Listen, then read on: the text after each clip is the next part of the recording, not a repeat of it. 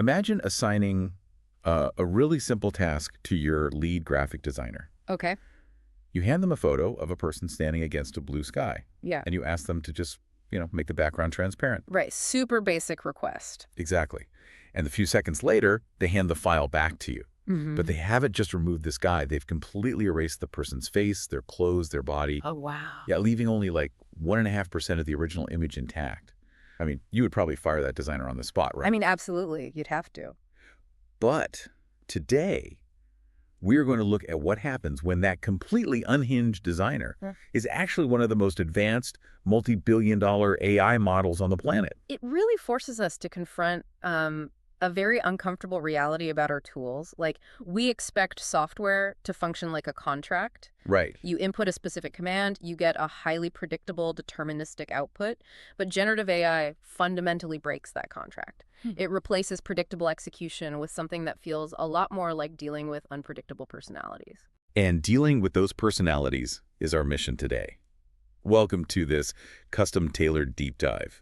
We're looking at a head-to-head performance comparison of 4 major AI models taking on a deceptively simple design task. It's a great test case, honestly. It really is. Yeah. We're looking at the heavy hitters here. We've got ChatGPT, Claude, Gemini, and Grok.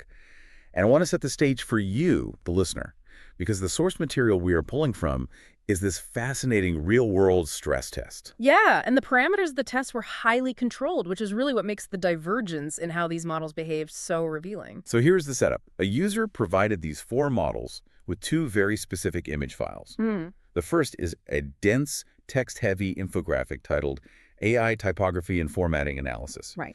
Visually, it has this dark cyber-tech aesthetic. Think glowing neon lines, complex code boxes, and a lot of crucial text that absolutely has to remain legible. Which makes it a really difficult background asset, actually. Because of the text. Yeah, because any sloppy compositing will instantly obscure the typography and just ruin the whole infographic. Ah, right. That makes sense. Now, the second image is a character avatar. The file is named Ivy Tech Engineer 2. It's a 3D-style rendering of a man wearing glasses, a tan sweater, and a brown coat over a denim shirt. And he's got that specific background, right? Yes, he is standing against a light blue, kind of watery sky background. So the prompt the user gave to these models was incredibly straightforward. They just said, combine the 2 images. Okay. Create a title page by reversing the avatar, so flipping him horizontally, and placing him in the bottom left corner of the typography infographic. Simple enough. Exactly. Okay, let's unpack this, because as we dive into these sources, I don't want you to think about these 4 AIs as just lines of code. I want you to evaluate them as if they are brand new hires on your corporate design team. I love that. That framing is perfect because we are going to see behaviors that map directly onto workplace archetypes. We have the intuitive superstar, we've got the high-maintenance literalist, the wildly overconfident fabricator, and the employee who just flat out refuses to do the assignment. Let's start with the superstar, right? Our first new hire is ChatGPT. And I have to say, looking at the source logs, ChatGPT handled the initial combination with remarkable ease. It really did. It took the prompt, flipped the guy in the brown coat, dropped him in the bottom left, and preserved the neon text. But the real test happened on the revision. The follow-up prompt. Right. The user gave a follow-up instruction, just typing, please reduce the avatar by 25%. And ChatGPT nails it on the first try. Wow. It shrinks the avatar, but it maintains the visual balance of the overall composition. It keeps the character integrated seamlessly. The user was so thrilled, they actually replied, perfect chat, with an exclamation point. That's high praise from a user testing these things. Seriously. But I need you to explain the mechanics of this to me because this feels like actual intuition. I mean, is ChatGPT actually intuiting design principles here? Or is this just a really good probabilistic guess based on millions of slide decks it analyzed during training? Well, what's fascinating here is that we are seeing the results of highly sophisticated multimodal integration. Multimodal meaning it sees and reads at the same time. Exactly. ChatGPT isn't just predicting the next word in a sentence anymore. It's translating a mathematical request, like a 25% reduction, into a spatial layout problem. Oh, I see. When it processes that prompt, its vision language architecture maps the spatial coordinates of the neon text. It calculates the bounding box of the avatar, and it infers that shrinking the image isn't just about pixel math. It's about preserving the visual hierarchy. Meaning, it understands that if it just shrinks the avatar and leaves it floating in the middle of the dark space, the design looks terrible. Precisely, which is the exact opposite of a legacy program. How so? Well, a traditional script would reduce the image by 25% from the center point. Oh, right. And that would leave it awkwardly hovering there. ChatGPT anchored the image to the bottom left corner while scaling it down, executing what designers call an implicit aesthetic goal. Implicit because the user didn't actually tell it to keep it anchored in the corner. Exactly. It understood the context of a title page. And from a workflow perspective, that reduction of friction is massive. I mean, getting it right the first time without needing micromanagement is the holy grail of human-computer interaction. It really is the dream intern. You know, the one who anticipates what you actually want it to look like, not just the literal words you type. Right, it reads between the lines. So if ChatGPT is the intuitive superstar, we have to look at what happens when your AI is undeniably brilliant but takes every single thing you say far too literally. Oh boy. Enter our second hire, Claude.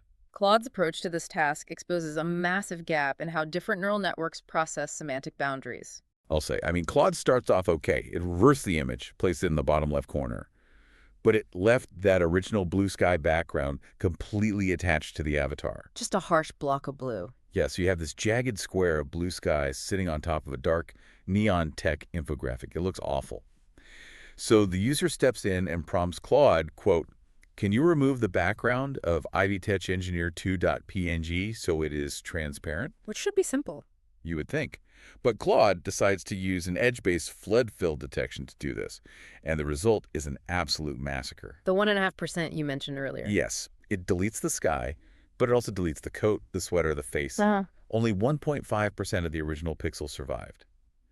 The user literally typed into the prompt, "Where awes the avatar?" With the typo OS instead of is. With the typo and everything. You can just feel their pure exasperation. I mean, why does an advanced AI do this? So, to understand why Claude failed so catastrophically, we have to look at how edge-based flood fill algorithms actually work. They do not understand what a person or a coat is. They only understand numbers.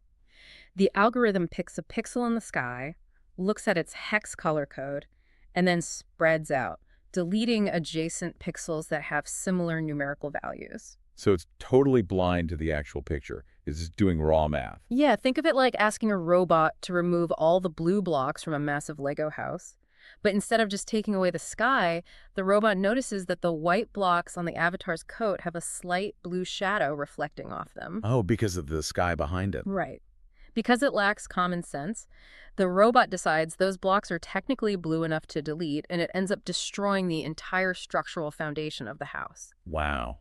Claude was relying on a rigid mathematical threshold. It lacked the semantic understanding to just step back and say, wait, this cluster of pixels represents a human face? I should probably stop deleting here. That is wild. It reminds me of the Amelia Bedelia children's books. Oh, yeah, I remember those. Where the maid is told to draw the drapes. So she literally sits down with a pencil and sketches the picture of the curtains. It is pure destructive literalism. And that literalism forces the user into a highly antagonistic workflow. It really does. I mean, Claude did realize its mistake when the user complained. It adjusted its threshold to save, I think, 80% of the pixels. But the edges were still jagged.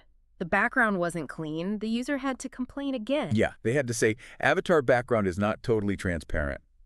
And this is where Claude finally brings out the heavy machinery. It deploys something called OpenCV's grab cut algorithm. Which changes everything. Yeah, after doing that, it finally gets it right, and the user says, "This is excellent, Claude." But what actually is grab cut, and why didn't it use that in the first place? Grab cut is a much heavier, more complex computer vision algorithm. Instead of just looking at colors bleeding into each other like a flood fill, grab cut maps out the image like a topographical landscape. Okay. It tries to draw a mathematical fence around the foreground subject by estimating the color distribution of the background versus the foreground. That sounds like it would take a lot more processing power. It requires way more computational power, which is likely why Claude didn't default to it.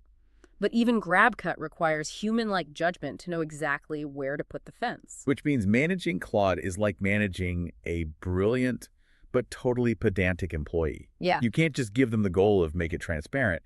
You have to hold their hand, specify the tools, and debug their logic step by step. Exactly. It completely inverts the value proposition of AI. Instead of the AI saving you time, you end up spending your time managing the AI's literalist tendencies. Right. Okay, so Claude is obsessed with the exact pixels, even to its own detriment. But what happens when you use an AI that doesn't care about the original pixels at all? The complete opposite end of the spectrum. An AI whose entire underlying architecture is built to just dream things up from scratch.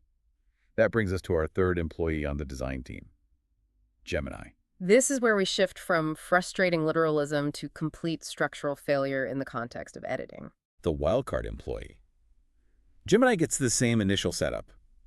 But when the user asks for simple framing adjustments, things go entirely off the rails. It gets messy. The user asks to make the avatar 50% smaller. Then they ask for it to be waist up. And instead of cropping the image of the guy in the brown coat, Gemini just starts generating entirely new people. It entirely abandons the asset integrity. It totally abandons it. Right. The user asks for a waist-up shot, and Gemini produces a full-body avatar. And as the prompts go on, it completely alters the character's race, changes his facial features, and changes his head orientation. Just completely ignoring the prompt. Yeah. The guy was originally looking off to the side, and suddenly he's a different person staring straight ahead. The user is practically yelling at the AI in the logs. What did they say? They typed, "This avatar does not look like the avatar provided. Why did you change race and head orientation?" Here's where it gets really interesting, though. How so? It's like having a yes-man employee who accidentally deleted your source file, tried to redraw the guy from memory in a panic, and just hoped you wouldn't notice the difference. That is a perfect analogy. I just don't understand this. Gemini was given the picture of the guy in the brown coat. Why on earth did it spit out a completely different person? Well, this raises an important question about the fundamental pipelines of generative AI, specifically diffusion models. To understand Gemini's failure, you have to realize that models like this don't edit images in the way Photoshop does. They are inherently built to create. So they don't see an image as a fixed canvas. Not at all. When you feed an image into a diffusion model and ask for a change, the AI often encodes that image into a mathematical representation called latent space. Latent space. Yeah. It essentially boils the picture down to a conceptual vibe. When the user prompted, "make it waist up," Gemini didn't grab a crop tool. It took the conceptual vibe of man in a brown coat with glasses, added the text prompt, "waist up," and then reconstructed an entirely new image from mathematical noise based on that blended concept. It's like asking a painter to act as a photocopier. Yeah. You ask for a cropped copy, and the painter says, "Sure, let me just paint you a brand new picture of a guy who looks somewhat similar, but from a different angle." That is the exact mechanism at play, and it reveals why Gemini changed the character's race and orientation.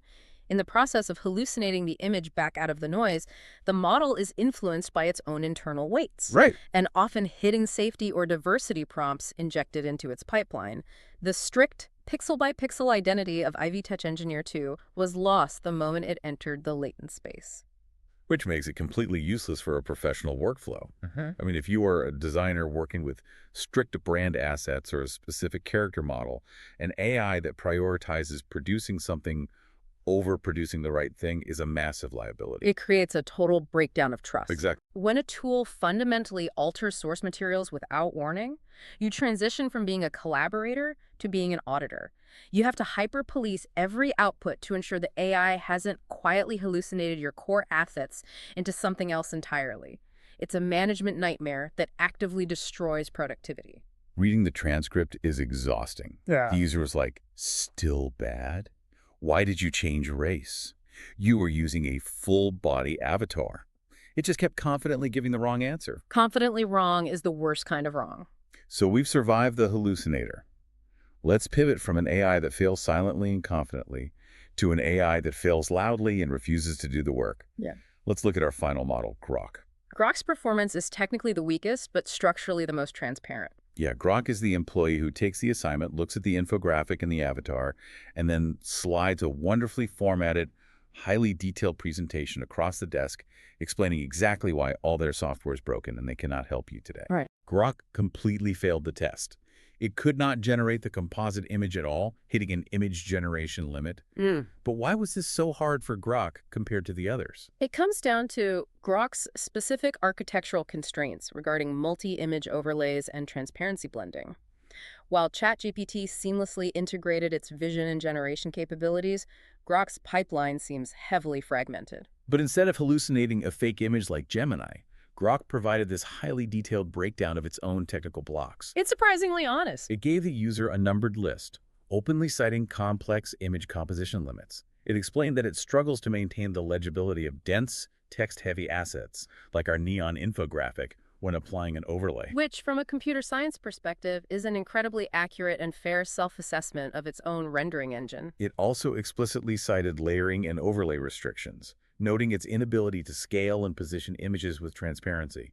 It even called out its own overly sensitive moderation and safety filters, explaining that completely benign combinations of images sometimes silently trigger internal blocks. That happens more often than people think. And the craziest part is Grok provided a self-assessment, acknowledging its weakness in precise multi-image overlays compared to its competitors. Specifically naming Claude, it knew Claude was better at it. That level of diagnostic output is unheard of in most commercial AI tools. Usually, they prefer to hide their limitations behind generic error messages, so something went wrong. Exactly. Yeah. So, as someone analyzing this tech, I have to ask you, is this actually better? Is it better to have an AI that fails completely, producing zero usable images, but is brutally honest about its pipeline limits, or an AI like Gemini that at least tries to give you an image, even if it's completely wrong? If we connect this to the bigger picture of professional workflows, Grok's approach is infinitely more valuable. Really? Absolutely. Time is the only non-renewable resource in a design pipeline. If a tool silently fails or confidently hallucinates like Gemini, you end up wasting hours trying to prompt engineer your way around a brick wall that you can't even see. You're trying to fix a problem when you don't even know what the problem is. Precisely. Grok showed the user exactly where the wall was, explained the mortar it was built with, and essentially said, "Do not try to drive through this right now. My chassis isn't built for it." That immediately saves the user time. Armed with the knowledge of those exact technical constraints, the user can instantly pivot. They can open Photoshop or switch to ChatGPT rather than sinking an hour into futile prompt adjustments. A known limitation is always easier to manage than an unpredictable hallucination. It's the difference between a coworker hiding their mistakes in a panic versus a coworker looking you in the eye and saying, "Hey, I don't have the training for this specific task. Yeah. You need to route this to someone else." Yeah, exactly. You respect the honesty because it lets you keep the project moving. Transparency is a feature, not a bug, especially when dealing with probabilistic systems. So what does this all mean? We started with a wildly simple prompt combine and infographic with a reverse character avatar and make it smaller. Right. And that basic request has revealed a massive spectrum of AI utility and architecture.